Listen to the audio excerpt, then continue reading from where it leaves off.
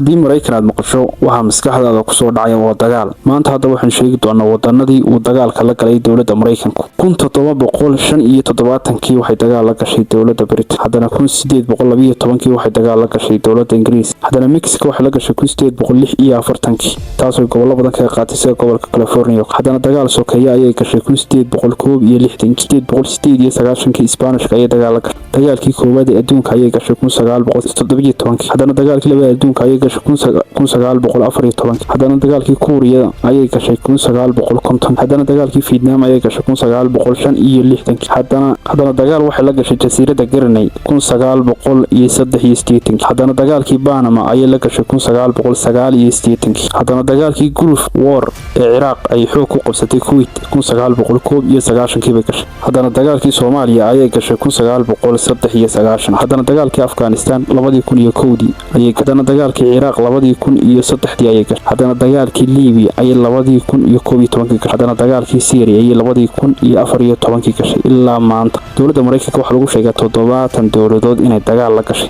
si toos ah iyo si aan toosba ahayn.